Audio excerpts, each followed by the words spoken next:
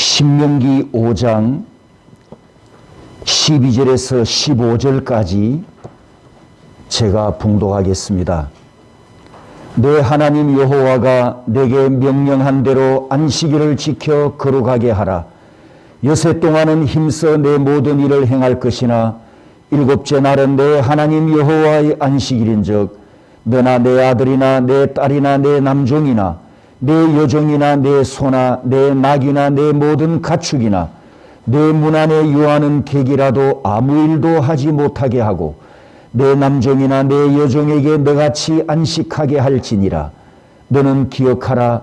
내가 애굽 땅에서 종이 되었더니 내 하나님 여호와가 강한 손과 편팔로 거기서 너를 인도하여 내었나니 그러므로 내 하나님 여호와가 내게 명령하여 안식일을 지키라 하느니라. 아멘. 서로 축복하겠습니다. 복된 날 복 받으십시오. 아멘. 적용 결론을 내리기 전에 이 메시지를 먼저 여러분에게 전해야 하고, 특히 오늘 이 설교는 우리 저 뒤에 앉아 있는 예빈이, 예진이, 요한이, 하연이, 주원이 10대를 위해서 오늘 설교를 준비했거든요. 그래서 오늘 10대하고 저하고 아이 컨택을 많이 해야 될 것 같아요.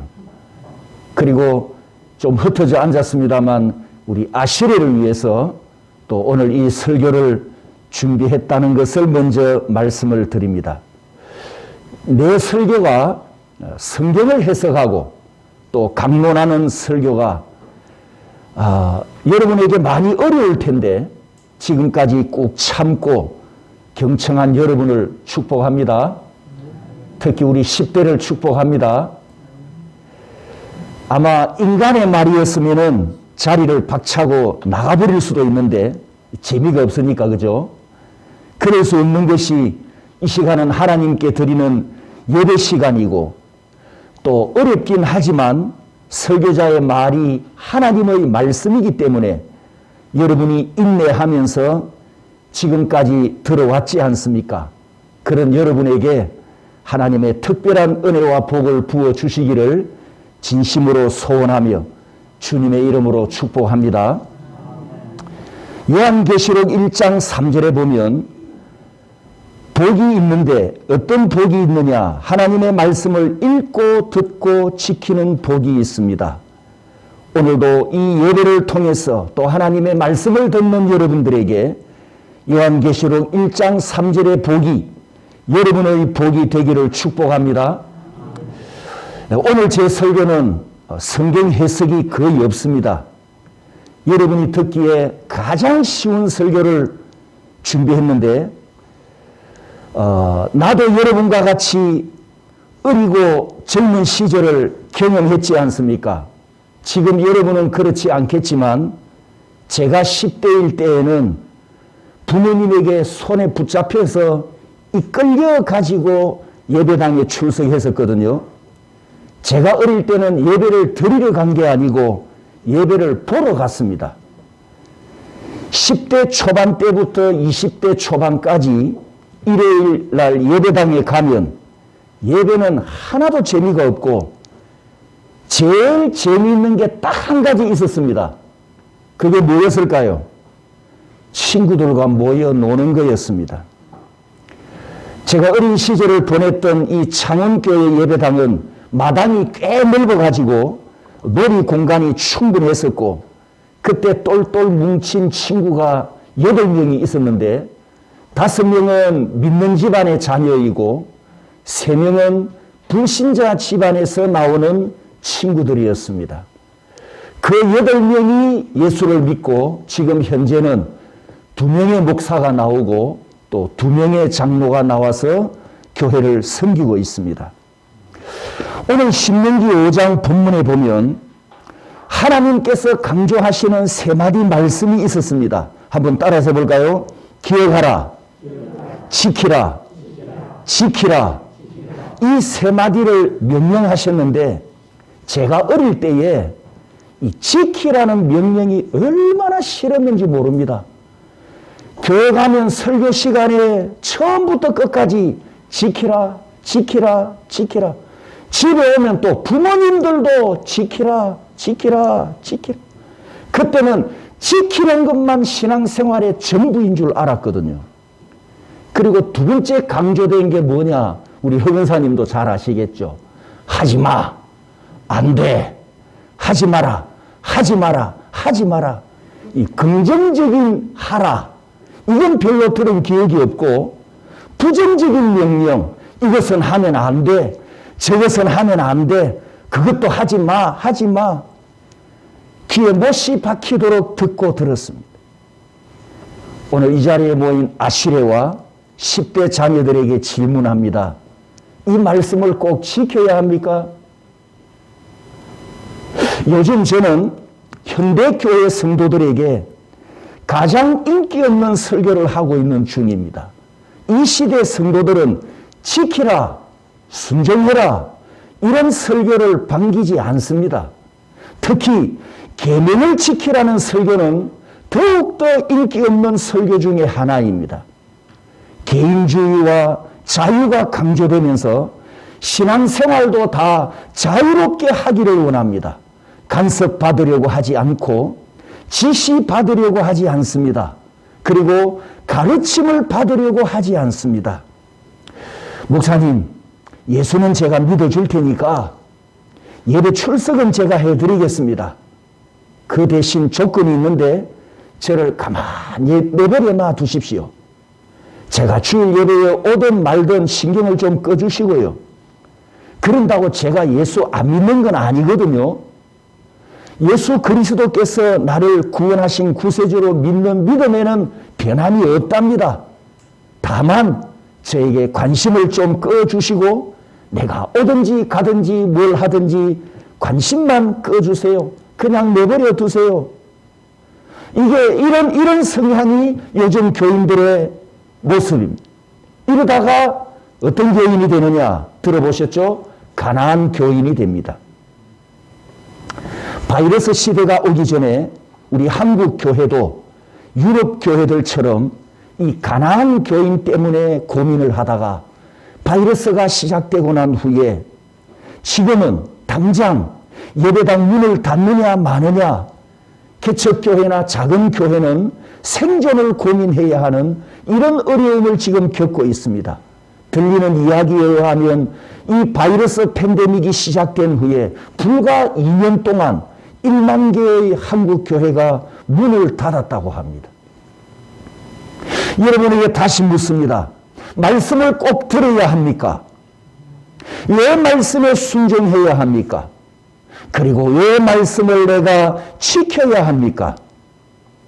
우리 사람 본성입니다. 반항 심리와 저항 심리가 있습니다. 내가 하기 싫은 것을 명령을 받거나 강요를 받으면 반항심이 생기죠. 내가 가장 좋아하는 것을 하고 있는데 방해를 받으면 역시 저항하게 됩니다. 창세기 4장에 보면 가인이 동생을 죽이고 나서 안 그런 척 하고 있다가 하나님이 찾아오셔서 묻지요. 내 동생 아벨이 어디 있느냐? 이렇게 질문을 받습니다. 그때 가인이 뭐라고 대답합니까? 몰라요.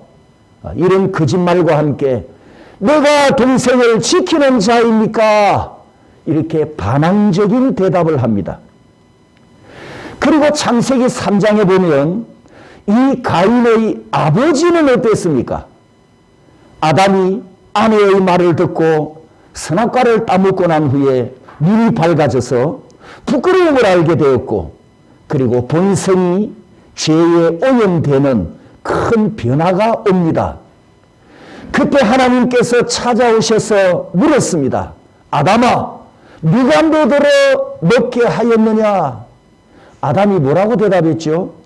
성경에 보면 하나님이 주셔서 나와 함께 있게 하신 그 여자가 내게 줌으로 내가 먹었나이다. 여러분, 이 대답을 잘 분석을 해 보십시오. 이 대답 속에는 내 책임 아닙니다. 그럼 누구 책임이란 말입니까? 그 여자를 만든 하나님 책임입니다. 이 선악과를 따먹은 책임이 자신에게는 없고 하나님께 넘기려는 의도가 깔려 있음을 보게 됩니다. 그리고 자기 아내 하와를 불렀는데 뭐라고 불렀죠? 3인칭 그 여자가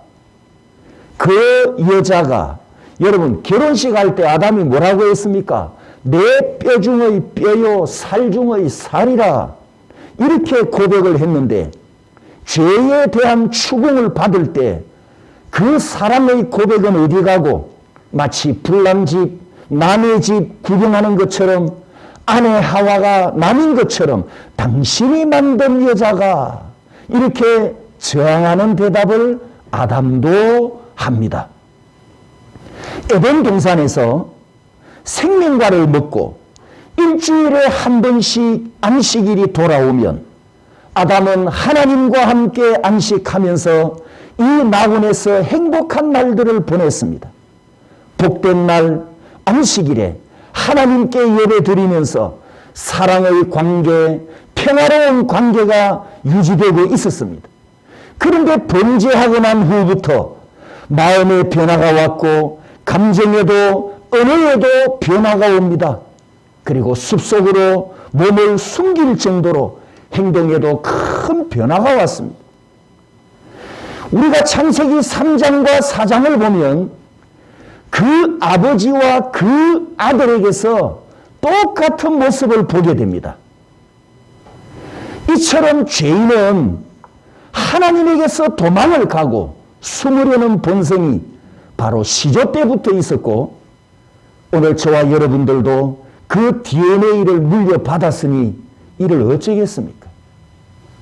말씀을 꼭 들어야 합니까?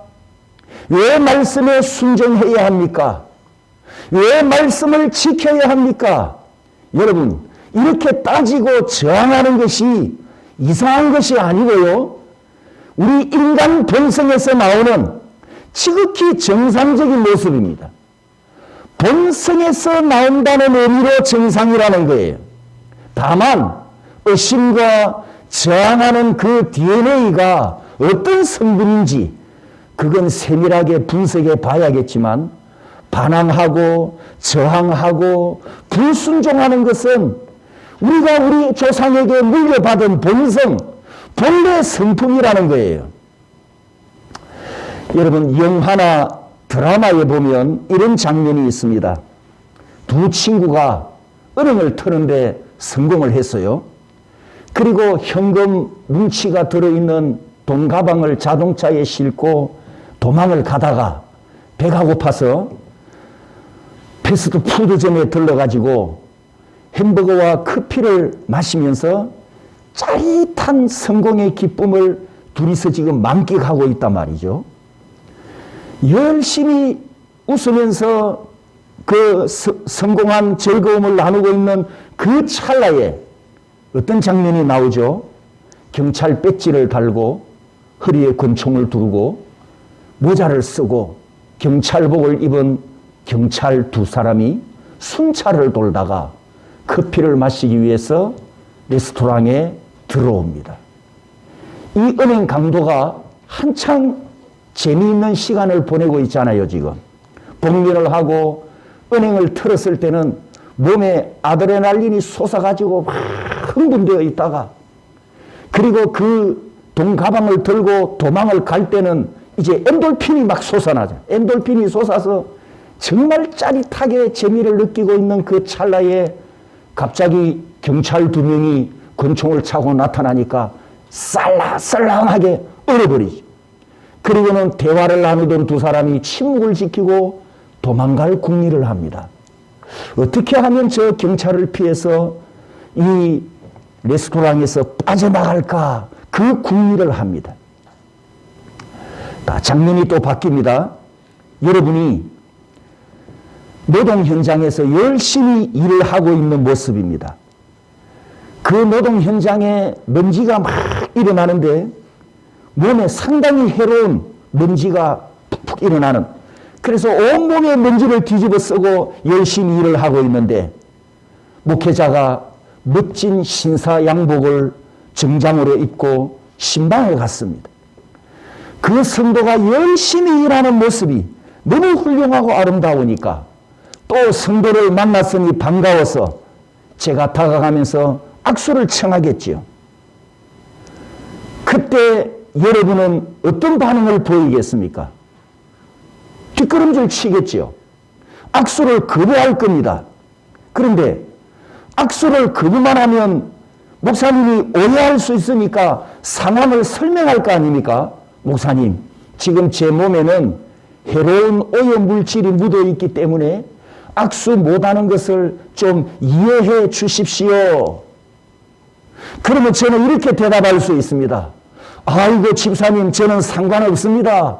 오랜만에 만났는데 손 한번 잡아봅시다 라면서 더 가깝게 성큼 다가갈 겁니다. 그러면 여러분은 더 뒷걸음질을 치겠죠. 자, 이 장면에서 반갑게 생각하는 나는 다가가고 자신이 더럽다고 생각하는 그는 더 도망을 갑니다. 성도를 사랑하는 목사는 다가가고 더러운 자신이 깨끗한 분과 접촉할 수 없다고 생각하기 때문에 더 도망을 갑니다. 성도 여러분, 이 상황이 누군가와 좀 닮았지 않습니까?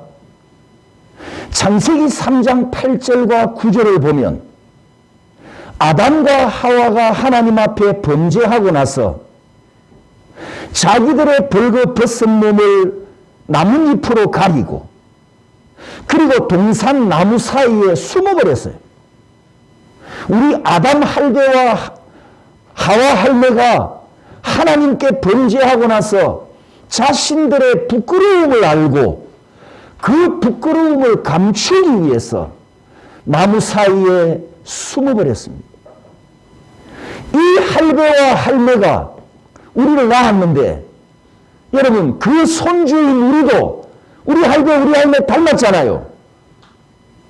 우리도 부끄러움을 타고 우리도 부끄러움을 숨잖아요.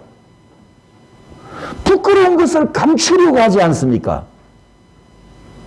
우리 시조에게 물려받은 DNA 때문에 아기들이 어릴 때 밖에서 뛰어놀면서 온몸에 흙을 뒤집어 쓰고 흙먼지를 뒤집어 썼습니다. 얼굴에도 손에도 더러운 것들이 잔뜩 묻어 있는데 아들을 사랑하는 엄마는 그 더러운 것이 묻은 아들이 너무 귀엽고 사랑스러워서 품에 덥석 안아버립니다. 여러분, 아들을 사랑하는 엄마는, 자식을 사랑하는 엄마는 그 자식의 몸에 묻어있는 더러운 흙먼지를 개의치 않는단 말이죠. 엄마에게는 흙먼지가 중요한 것이 아니고 아들이 더 중요하고, 비록 흙먼지가 묻었을지라도 아들이 더 사랑스러운 겁니다. 이런 어머니를 누가 닮았습니까? 이 어머니가 누구를 닮았습니까? 성경에 보면 우리에게 독생자를 보내어 주신 사랑의 하나님, 사랑의 아버지, 우리에게 영원하신 아버지 하나님의 모습이지 않습니까? A라는 사람과 B라는 사람이 만났는데 이 A라는 사람이 B라는 사람을 못마땅하게 생각합니다. 저 친구는 아주 더러운 놈이야. 저 친구는 아주 나쁜 놈이야. 저 친구는 믿을 수가 없어. 아주 불량한 사람이야. 그러면 어떻게 해야 됩니까? 가까이 하기 싫은 친구란 말이죠. 그러면 이 A는 B를 점점 더 멀리 합니다. 나는 깨끗한데 상대가 더럽다고 생각하기 때문에 내가 물러서지요. 가까이 다가갈 수가 없어요. 그런데 여러분, 가장 거룩하신 하나님께서는 가장 더러운 죄인을 찾아오셨습니다. 여러분, 이 세상의 피조물 중에 가장 징그러운, 여러분은 뭐가 제일 징그럽습니까? 특히 우리 여자분들은 벌레 한 마리를 보면 아주 징그럽게 생각하죠. 뭐 바퀴벌레라든지 쥐가 집안에 돌아다닌다든지 또 아니면 시골에 갔는데 뱀을 발견을 한다든지 그러면 우리가 징그럽게 생각하고 피하고 깜짝 놀라지 않습니까? 그런데 이 세상의 많은 피조물 중에 가장 더러운 존재는 벌레가 아니고 인간입니다. 인간. 도덕적으로 가장 악한 존재는 뱀이 아니고 거짓말을 하고 음모를 꾸미고 불순종하고 반항하고 저항하고 다 지 욕심대로 살고자 하는 우리입니다. 우리 인간, 사람. 이런 인간에게 하나님께서 죄인을 찾아오셨습니다. 따라서 해볼까요? 아담아, 내가 어디 있느냐? 나무 사이에 숨어버린 죄인을 하나님께서 부르시고 찾으셨어요. 아담아, 내가 어디 있느냐? 하나님께서 사랑하는 자기 백성을 찾으셨습니다. 내 동생 아벨은 어디 있느냐? 이때 저항하고 반항하는 인간이 뭐라고 대답했다고요? 내가 내 동생을 지키는 자입니까? 당신이 만들어준 그 여자 때문에 아버지 아담과 아들 가인이 똑같은 모습으로 하나님 앞에 반항적인 대답을 하는 것을 보면 오늘 나 자신과 많이 닮았다는 것을 보게 됩니다. 성도 여러분, 왜 말씀에 순종해야 합니까? 왜 말씀을 지켜야 합니까? 라고 따지면 나와 닮았다는 거예요. 아담과 가인이 나를 닮은 것이 아니라 내가 그들을 닮았습니다. 뭐가?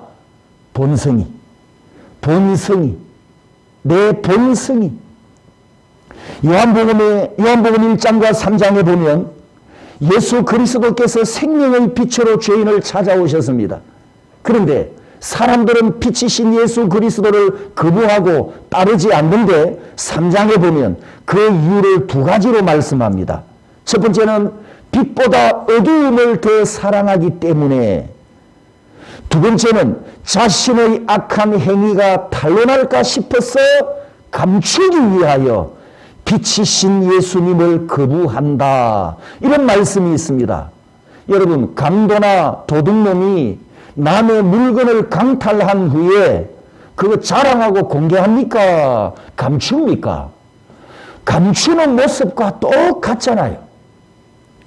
자기 자신의 더러운 것이 들킬까 싶어서, 탄로날까 싶어서 감춘단 말이죠. 하나님 앞으로 가지 않습니다. 숨어버립니다. 감추어버립니다. 그러니 결국 누가 더럽단 말입니까? 찾아오시는 그분이 더럽습니까? 도망가고 변명하고 숨으려는 이 인간이 더럽습니까? 인간은 에덴 동산에서부터 도망갔었습니다. 도망가는 걸 우리 조상이 가르쳐줬고 도망가는 DNA를 우리에게 물려주었습니다. 스스로 살기를 원했고 스스로 결정하기를 원합니다. 간섭받고 통제받는 것을 싫어합니다. 나에게 선하고 나에게 악한 것을 내 스스로 판단할 테니 간섭하지 마세요. 그게 현대인들의 모습입니다. 선과 악을 내가 결정하기를 원합니다. 이게 뭐냐? 바로 현대판 선악과입니다. 선과 악을 내가 판단하고 내가 결정할 겁니다. 이게 바로 선악과를 먹는 행위와 같습니다. 여러분, 선악과를 창세기 3장에 보면 선악과를 먹는 순간 자신은 하나님이 됩니다. 왜죠? 그게 무슨 뜻일까요?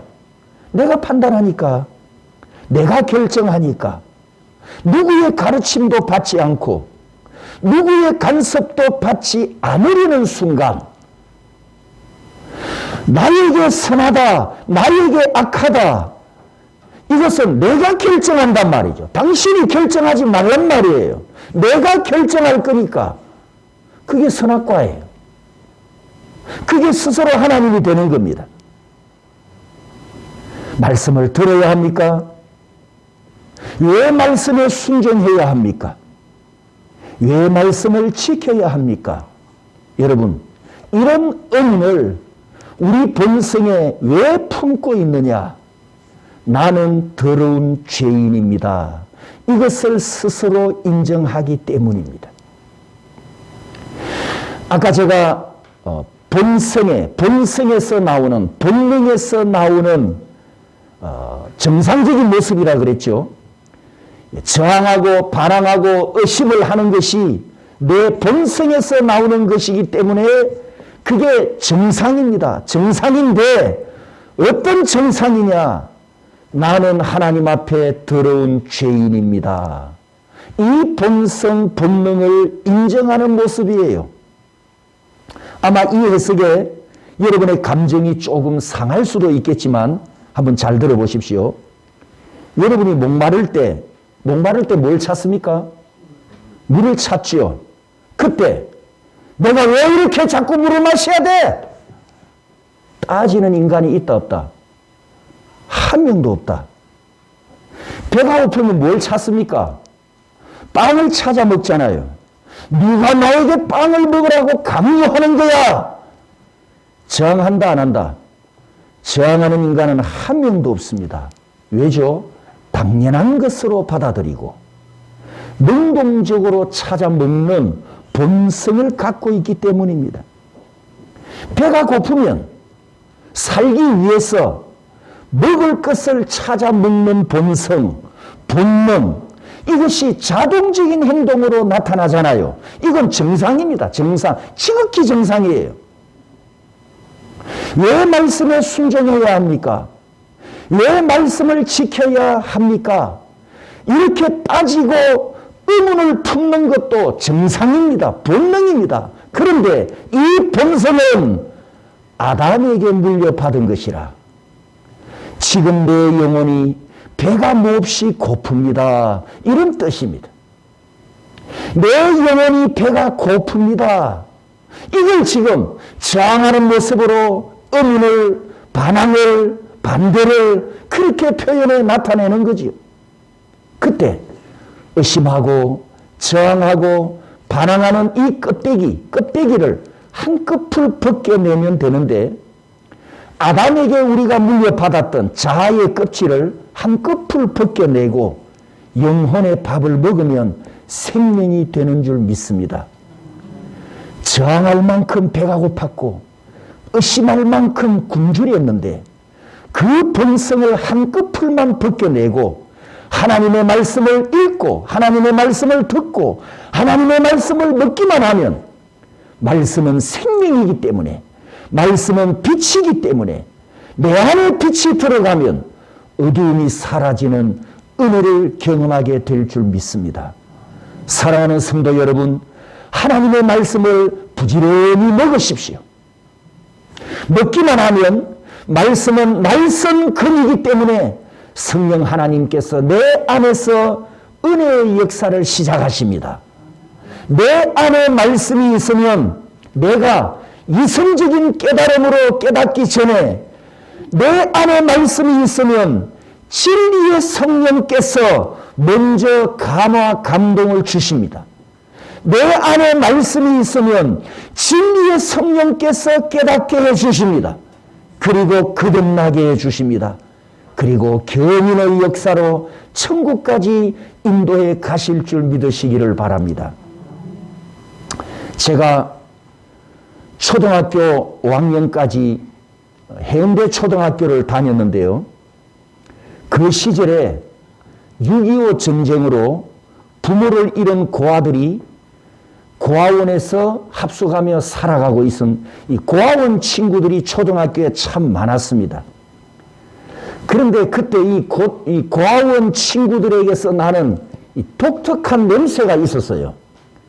그런데 그 냄새가 다른 친구들은 모르겠는데 저는 좀 싫었습니다. 왜냐하면 우리에게는 없는 냄새가 그 아이들에게서 났거든요. 그래서 그게 조금 싫어가지고 약간 멀리하기도 하고 그랬었는데 그때는 그 냄새 정체를 제가 몰랐습니다. 그러다가 불과 4년, 한 3, 4년 됐나요? 한 3년 전에서 그러니까 50년이 훨씬 지난 후에 내가 그 냄새의 정체를 알게 됐다는 거 아닙니까? 지난번에 북조선, 중국, 러시아 국경을 탐방할 때 마지막으로 갔던 곳이 러시아에 있는 블라디보스톡인데, 여기에 그 북한에 있는 노동자들이 노동 수출을 나가가지고 열악한 건축 현장에서 먹고 자고 하면서 일을 합니다.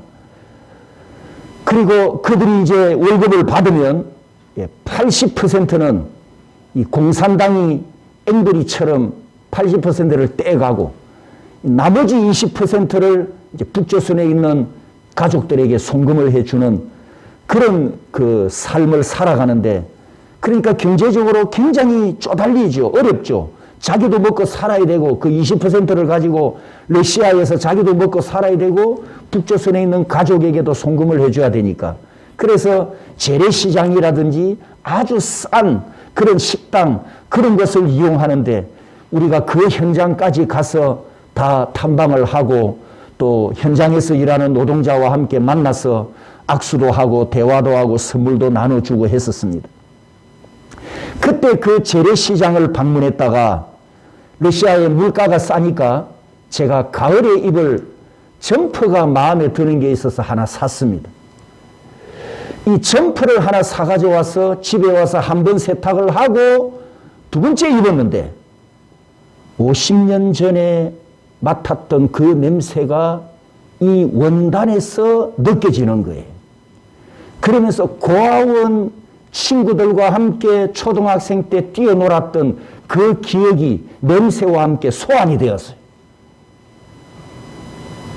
그때 고아원 친구들이, 사진에도 보이시지만 밑에 자세히 보면 입고 있는 옷이 좀 독특합니다. 고아원에서 오는 친구들이 입은 옷은 한국에는 없는 옷이에요.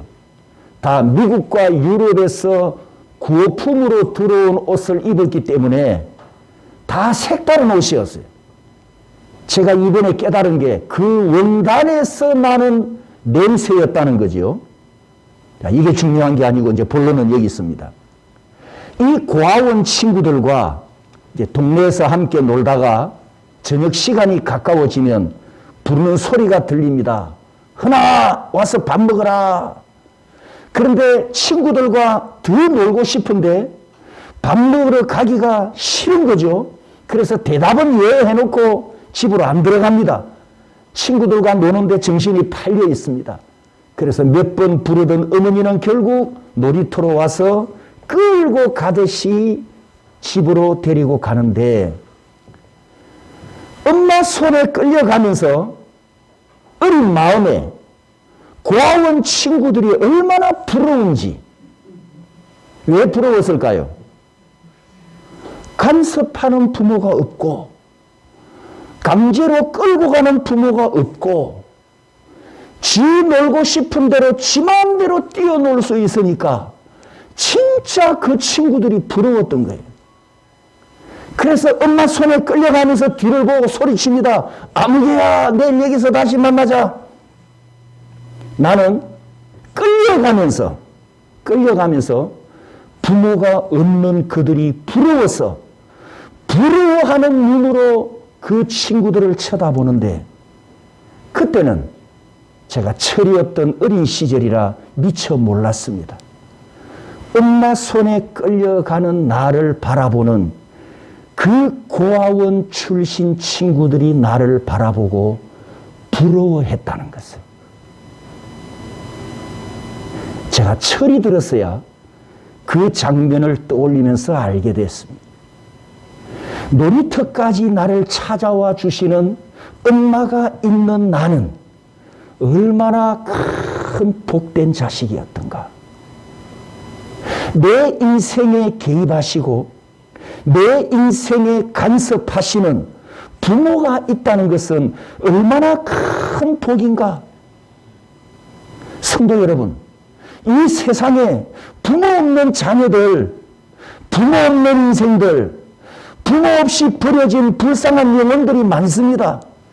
그런데 우리에게는 부르짖는 아버지 하나님이 계시고, 내 간구에 응답해 주시는 하늘 아버지가 계시고, 내 인생에 찾아오셔서 나를 간섭해 주시고, 나를 영원한 천국으로 인도해 가시는 영원한 아버지가 계시는 나는 이 세상에서 가장 복된 집안의 복된 자녀입니다. 할렐루야.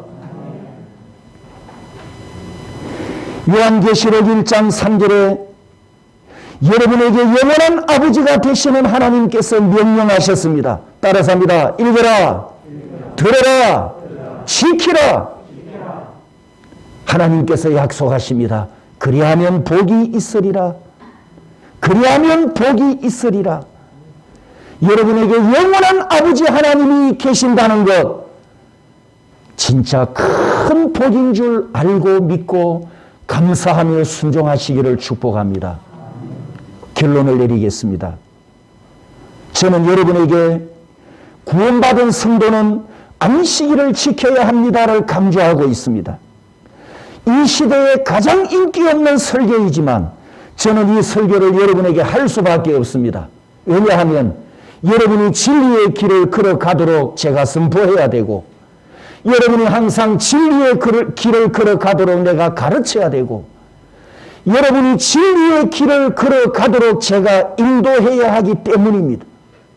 만약에 여러분이 진리의 길에서 탈선하면 돌아오게 해야 되고, 또 탈선하지 못하도록 미리 예방해야 되고, 저도 마찬가지지만 여러분이 믿음으로 전진하는 방향, 그 방향이 어느 방향인지 저는 목사이기 때문에 여러분에게 정확하게 알려줘야 합니다.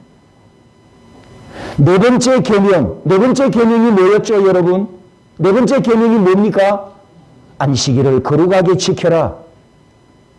네 번째 계명을 21세기 지금도 지켜야 되는지 안 지켜도 되는지 저는 잘 모르겠으니 성도 여러분, 여러분이 각자 알아서 하세요라고 제가 가르친다면 이런 목사에게 여러분의 영혼을 안심하고 맡기겠습니까?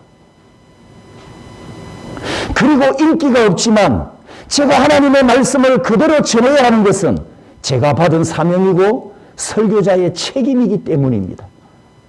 저도 마찬가지지만 여러분들도 마지막 종말에 보좌 앞에 섰을 때 여러분 칭찬 들어야지 책망 받으면 안 되잖아요.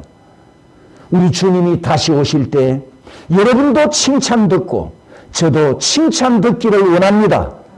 진심으로 원합니다. 예수님이 재림하시면 우리가 보좌 앞에 다 함께 서게 될 것인데 그때 여러분과 제가 이런 칭찬 듣기를 원합니다. 예수님께서 저에게 말씀하시기를 너는 세상에서 제일 좋은 성도들을 만나 목회를 행복하게 잘 했구나. 저는 이런 칭찬 듣기를 원합니다. 여러분은 어떤 칭찬을 들어야 할까요? 너희들은 세상에서 가장 훌륭한 목사를 만나 신앙생활을 반듯하게 잘 했구나. 여러분은 이런 칭찬 듣기를 원합니다. 함께 통성으로 기도하겠습니다.